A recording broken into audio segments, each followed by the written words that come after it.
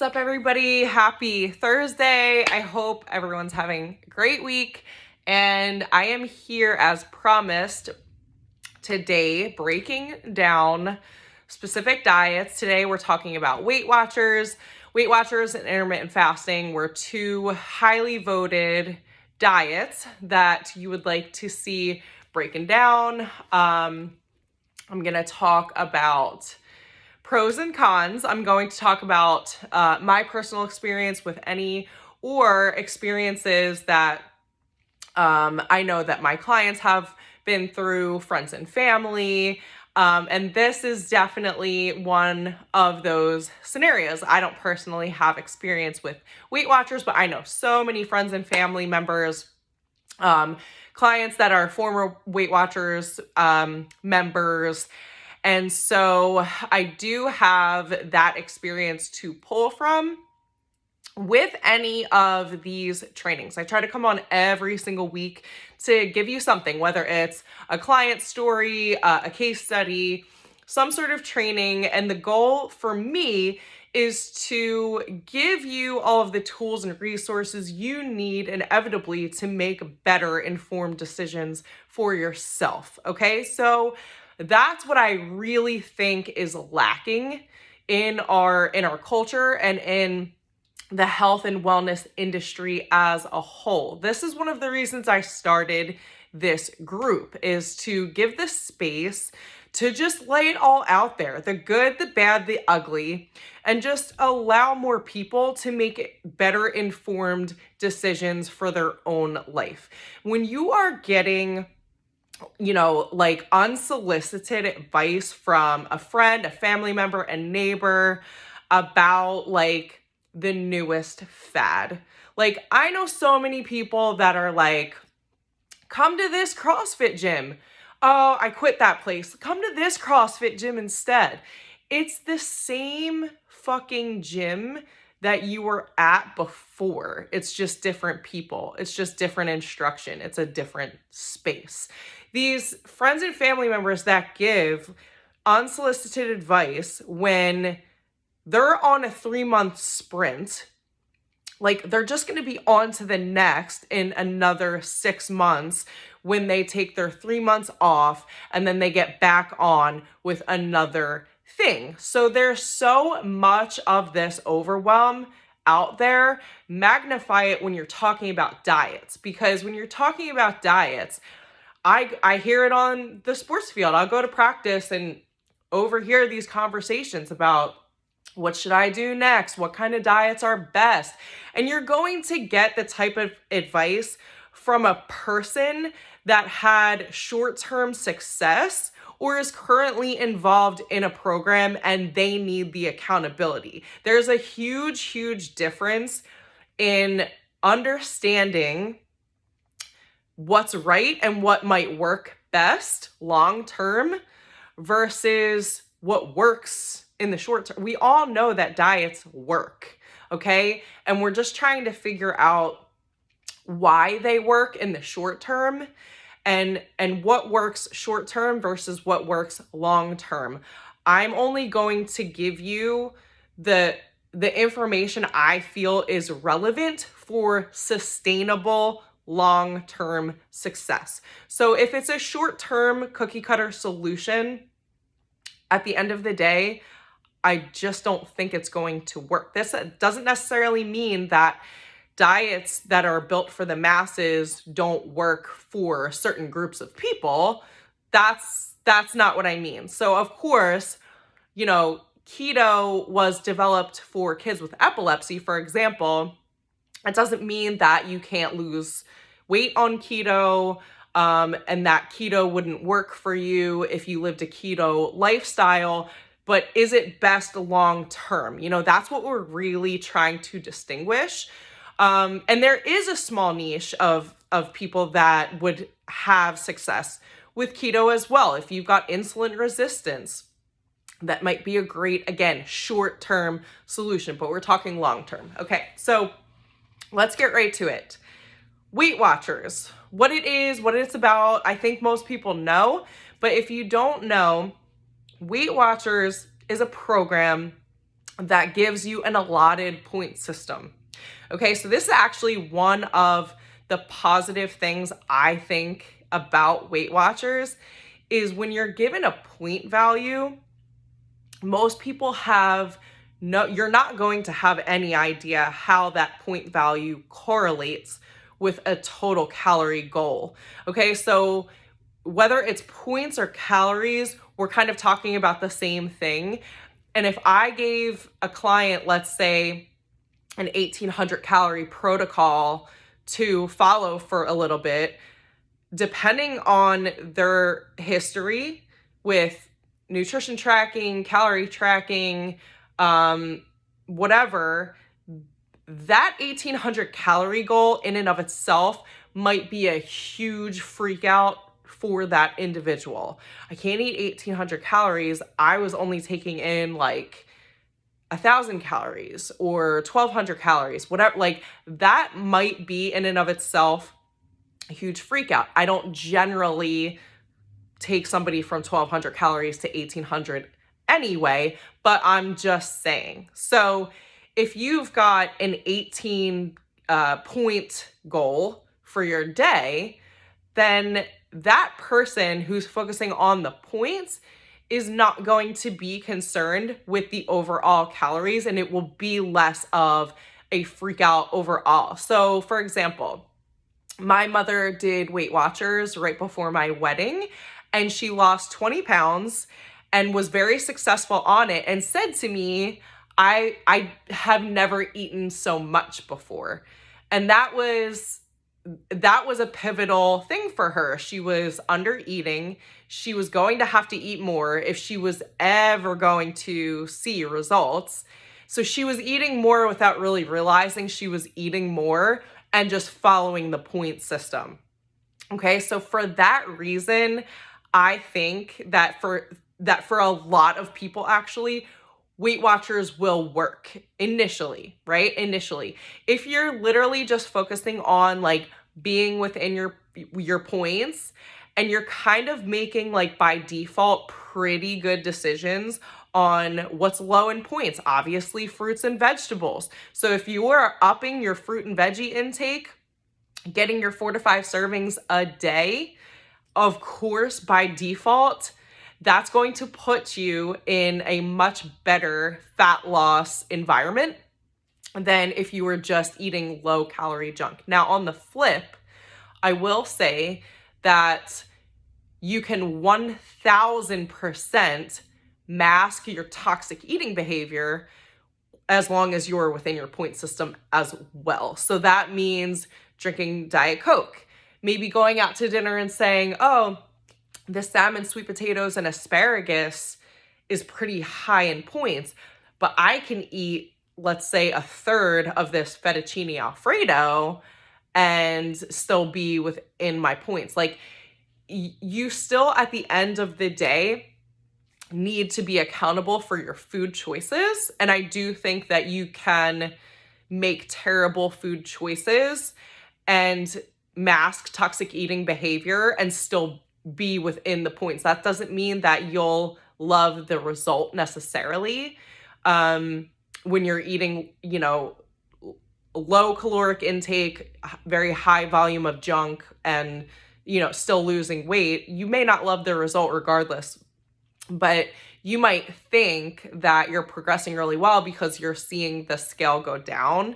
And for a lot of people, that's just what they're looking for. They want to see the scale go down regardless if, their body fat stays the same or increases, their muscle mass decreases. Like, they just want to see that scale move.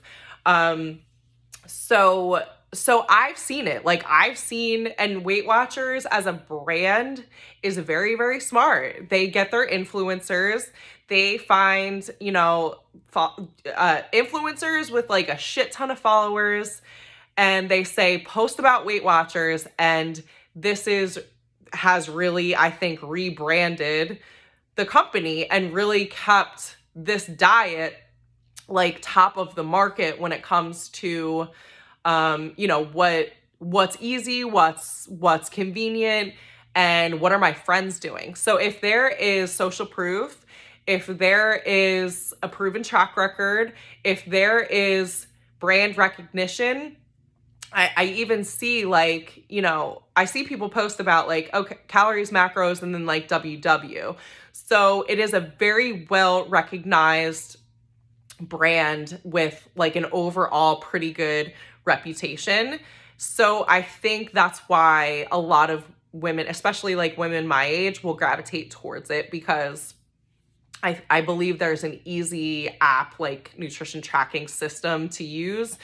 There's very simple tools, and there is accountability. And that is generally what a lot of people need in order to see success. Now, the problem for me is when you're on the point system for a super long period of time. So like I know women that have been on Weight Watchers, for example, like the whole 10 months of their postpartum journey. But at a certain point, you need to make critical adjustments if you ever want to see long-term success. So if you're, let's say, on Weight Watchers for 3 to 4 months, and you're working your points, you're making pretty good decisions, you lose 10 pounds, but your points stay the same, you will reach a plateau if you're not making those adjustments. So if you don't have a coach to check in with, if you don't have some sort of calculation system where you're checking in after each milestone weight loss, because your body sitting at 10 pounds lighter will require less, which means going into your maintenance may look the same as a previous deficit. So what that means essentially is if you spend 3 months in a deficit, you're going to want to go back into maintenance for a period if you ever want to see a successful cut, if you ever want to see a successful fat loss cut, period. But your maintenance will also be lower than it was the first time you entered your deficit. If you did it right and you're sitting at a lower weight, like 10 pounds later, for example, just for easy math, okay?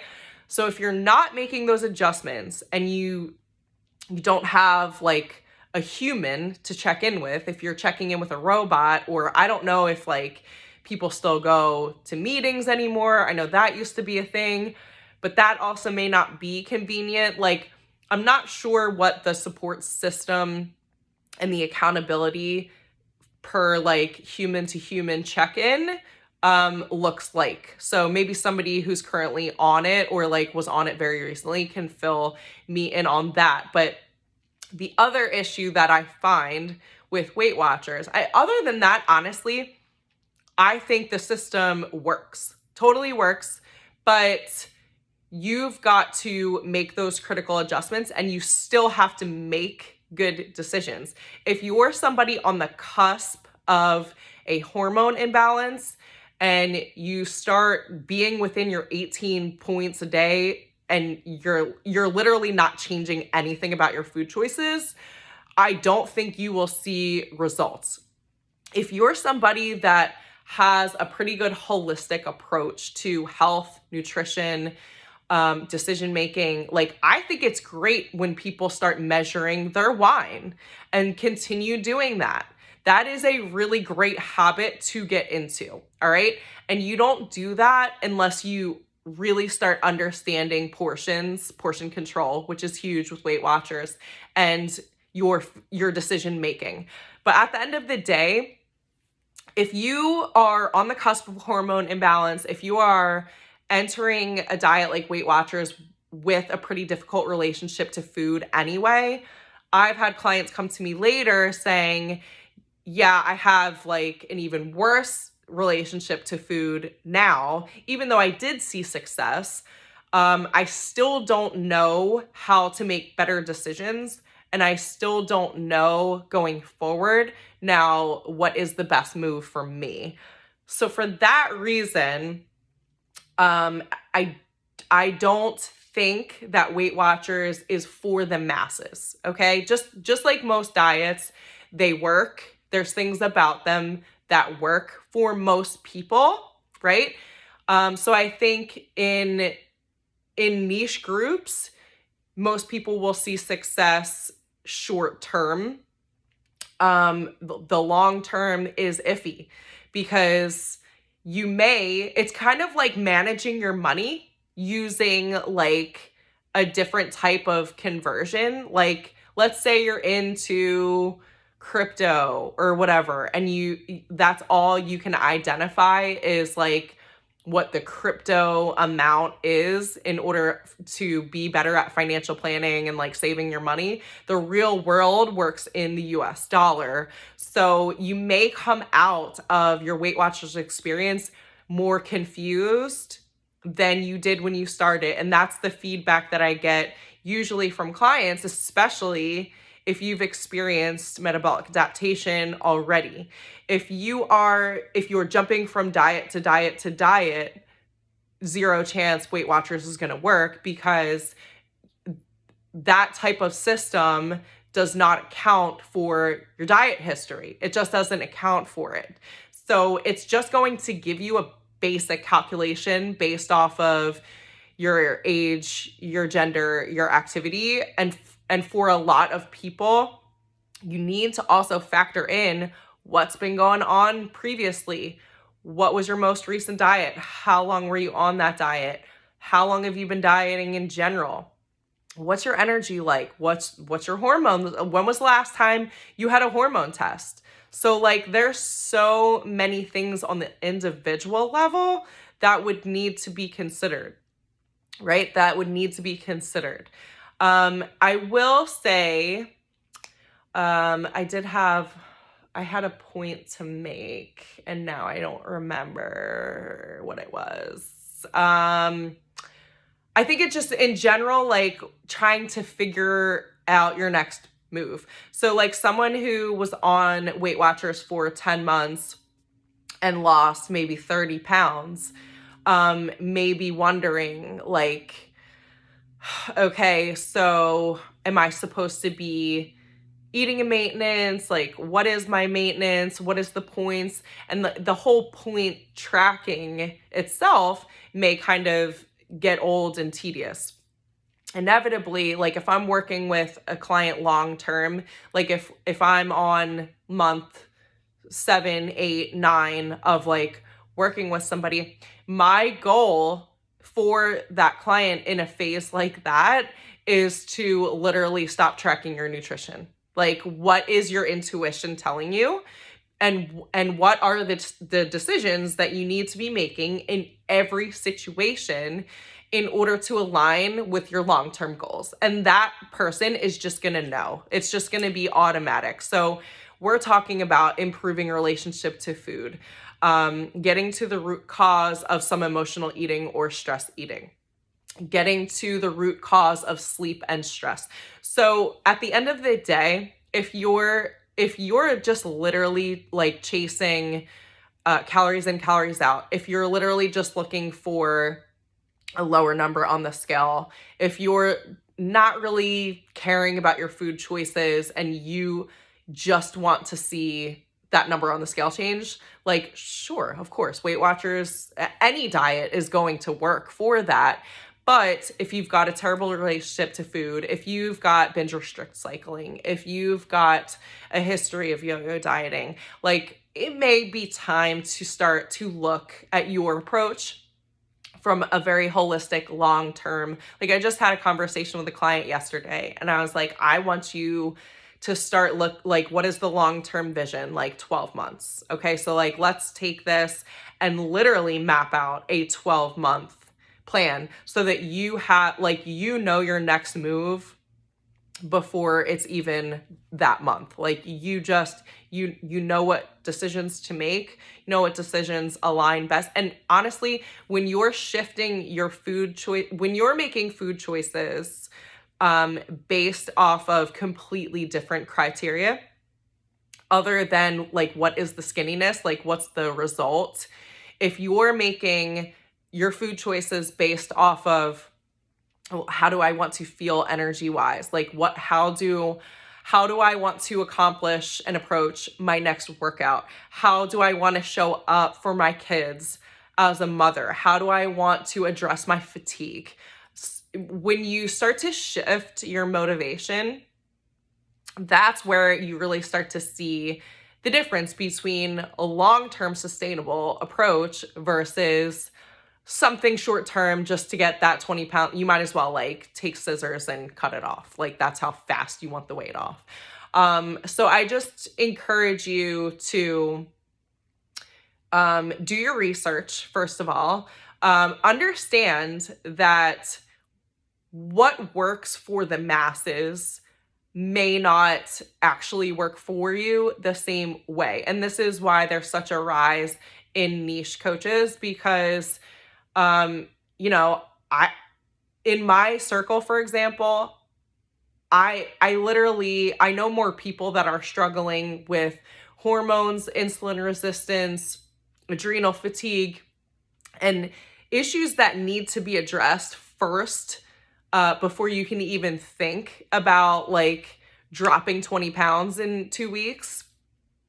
And for those reasons, I just encourage you to take a look at your own habits first, take a look at your own lifestyle, and start to kind of think in 3-month chunks. All right. So not necessarily like a year out. I know that might be overwhelming, but like in 3-month chunks, like where do I see myself in 3 months? And a lot of times when you take things in 3 months, you'll become less of a sprinter because it becomes more important to you to see yourself the same way you would like at the end of a 3-month period, still in another 3 months. So like six months down the road and 12 months down the road versus like what's important now. I know it might feel like what's important now is to like look bomb at your sister's wedding in a month or 2 months.